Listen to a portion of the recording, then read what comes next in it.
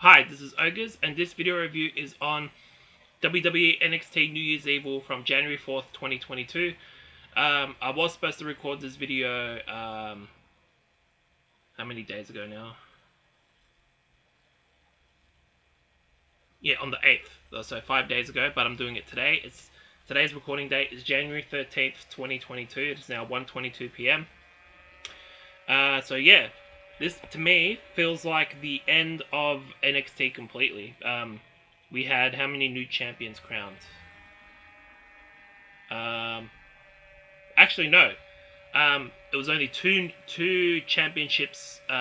One championship was retired and one new champion was crowned. But this feels like a turning point. So to me, yeah, this is the new NXT 2.0, which started last September, um, which was 2021.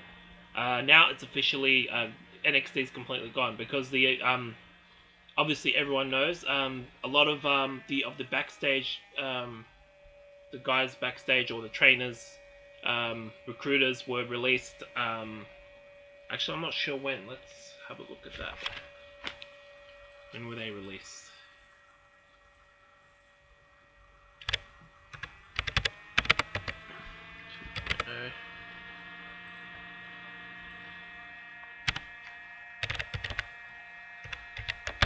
Releases 2022.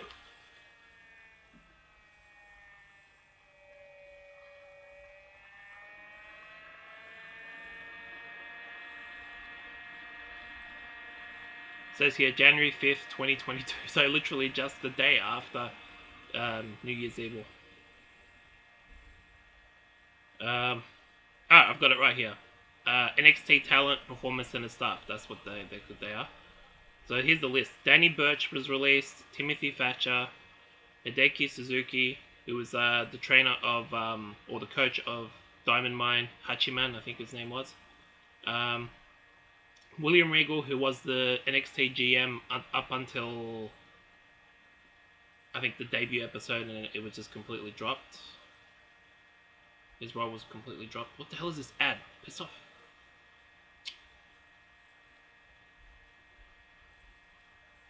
Oh, damn it. Okay. Kathy Carino. No! Go away. Scott Armstrong. Alright, now I'm confused. There's too many effing ads with this stupid article. Okay, I've got to open a new article. Forbes. Freaking annoying. Alright, how about this one then?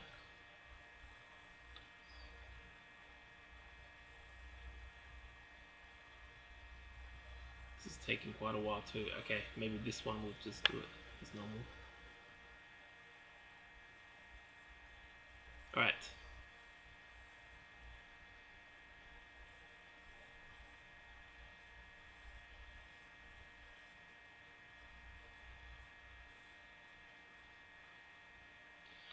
Okay, alright, there's no list for this one, so let's see who we got. Off the top of my head.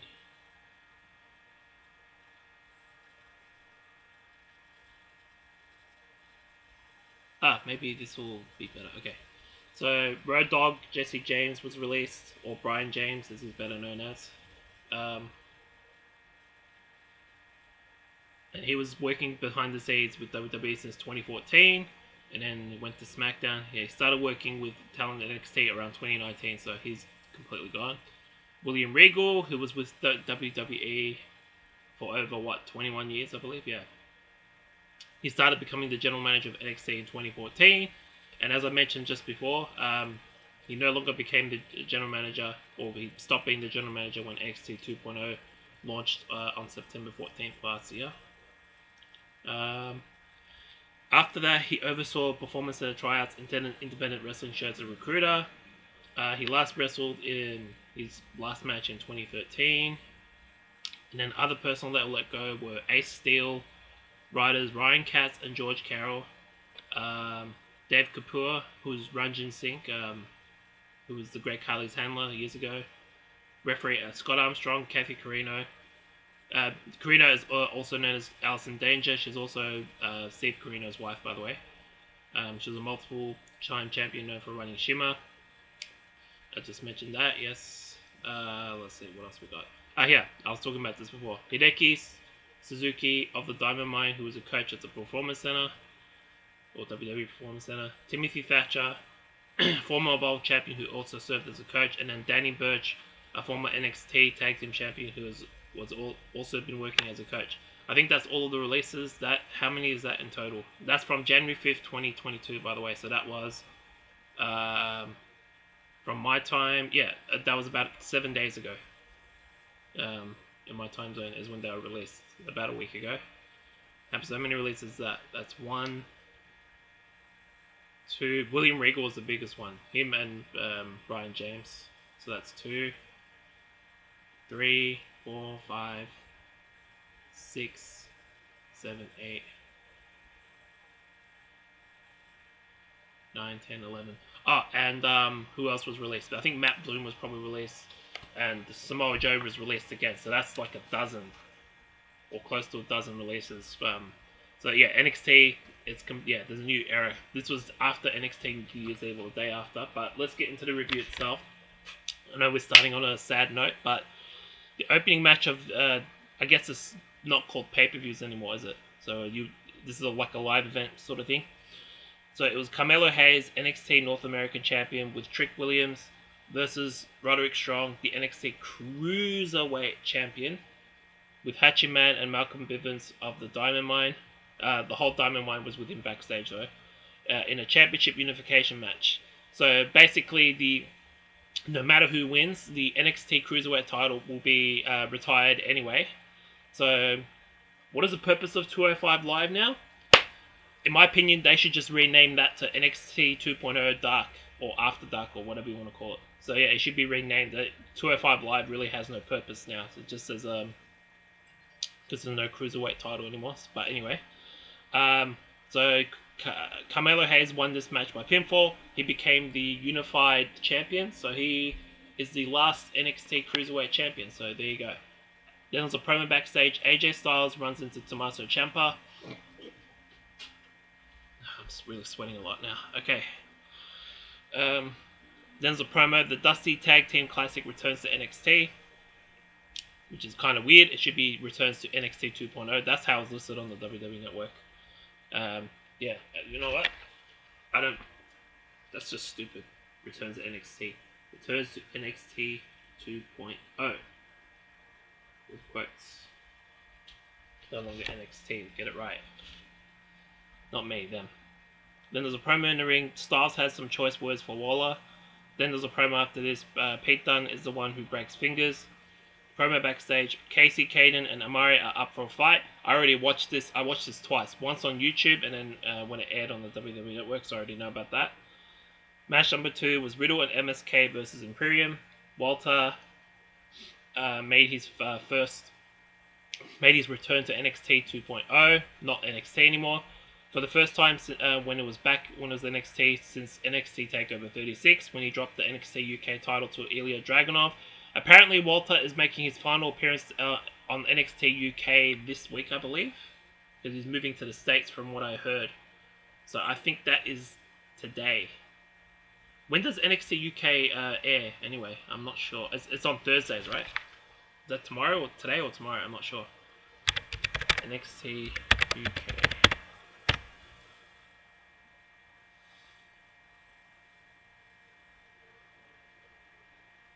It's last week. January 6th. So that is... I'm kind of confused. Next episode says January 13th, 2022. So I'm not sure if that's today, my time, or tomorrow because of the time zone thing. Let's have a look. This is last week. No, that's last week. Okay, so I'm assuming his last appearance in NXT UK will be today or tomorrow. But I'll keep track of that because I don't watch NXT UK a lot. I need to only I only look at the results because I'm already watching a lot of wrestling every week. I watch Raw on YouTube, Dark Elevation on YouTube, which I got back into last week or whenever. What else do I watch? And then Tuesday I watch. Um, sorry, no, my time is actually Tuesday Raw, Tuesday Dark Elevation, or Monday I'm not sure, something like that. And then Wednesday, in my time zone, I watch NXT 2.0 on YouTube. And then usually I watch NXT 2.0, the full episode on Thursdays whenever it goes up on the WWE Network. Then I watch Dynamite if I have time, which I guess is today. So how many shows is that already? 1, 2, 3, 4, 5. That's 5. And then 6 would be. What would 6 be? Am I missing something? Thursday, Friday. Impact, I guess. And then the 7 and 8 are SmackDown, Rampage. But SmackDown's on YouTube, I usually watch that. Rampage, I have Fight for that. So that's 8 shows in a week. And that doesn't count RH because they're on hiatus at the moment. So anyway, back to this. So Riddle and MSK won the match against Imperium by pinfall. I forget who got the pinfall, but I think it was one of the Imperium members, not Walter, that ate the pinfall. I think Riddle got the win for the team. I'm not sure though. He probably did. Promo backstage. Gacy and Harlan want to prove themselves. There's an interview backstage. Elektra Lopez is attracted to success. That plays into the NXT 2.0 episode for this week, which I will be watching today, and I'll cover that tomorrow. But it's already out there since yesterday, yeah. So, but I won't be doing that until tomorrow. What's next? Match number 3. This I've watched twice, so I already know the results for this. But Cora Jade versus Raquel Gonzalez versus Mandy Rose for the NXT Women's title in a triple threat match. Mandy Rose managed to escape with the title by winning by pinfall. Rose pinned Jade, so yeah, Jade ate her first big pinfall loss on what used to be called pay-per-views. And then there was a promo. Boa can't control his powers. Then there's a promo outside of the arena. The Creed brothers welcome MSK. Excuse me. Then there's a promo segment. Von Wagner goes ballistic on Chase University. I believe he got fined and suspended for this, but I'll check this online. I'm not totally sure, but he definitely got suspended for his actions on take out frustrations on the fans. It's a no-no. You're not supposed to do that. Especially the talent that are not supposed to do that. There's a promo backstage. Security removes Von Wagner from the arena. Then there's a promo. Grimes has championship gold in his sights. And then the main event, match number 4, is Braun. You right over there? Okay, I'm recording a video, by the way. Braun Breaker versus Tommaso Ciampa for the NXT Championship. So this to me feels like the complete total end of NXT. As far as who's left over from NXT. So yeah, Ciampa was a champion going in. I think he won the title on the first NXT 2.0 episode. Let me just get this. So it was September 14th of last year, and then it ended January 4th, 2022. So how many days is that? Oh yeah, by the way, Braun Breaker won by submission, and he became the new NXT champion. So it's definitely the changing of a guard. And his entrance is known for kicking the styrofoam NXT thing. And then after the match, I think his dad was in the crowd, and then they hugged, him and Rick Steiner. And Ciampa, it wasn't, it should be on YouTube, but Ciampa, I think, shaked hands with Rick Steiner as well. Anyway, where was I going with this? Okay.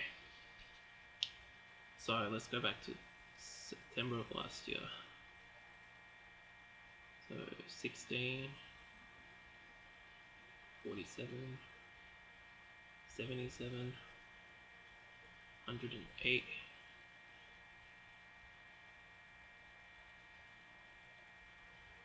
His reign ended at 112 days as the NXT champion.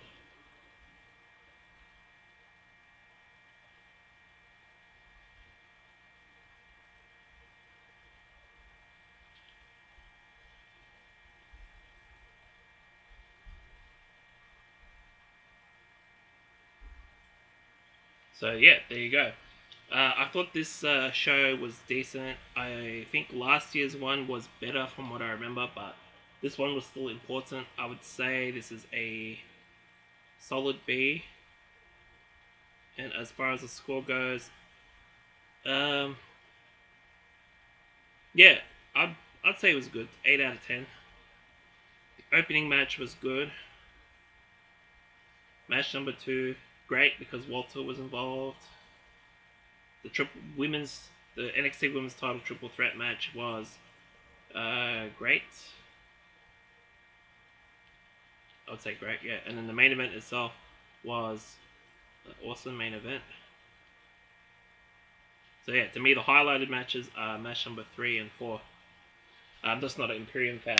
No offense to Walter, but I'm not a fan of his faction. But anyway, so yeah, that was my review of WWE NXT New Year's Evil from January 4th, 2022. Let me know what you thought about the video in the comment section below. Like my video and subscribe to my channel. The next video review will be on the January 10th, 2002 WWF SmackDown, which I was supposed to record 3 days ago. But I'm going to record that soon. That's the 20th anniversary of that just passed, so that'll be the next thing I'm going to record. Yeah, and I'm going to watch NXT 2.0 this week, most likely today. And then I'll watch, I need to catch up on the first Dynamite from on TBS last week. So yeah, I need to watch that today as well. But yeah, this has been Ogus. Peace out.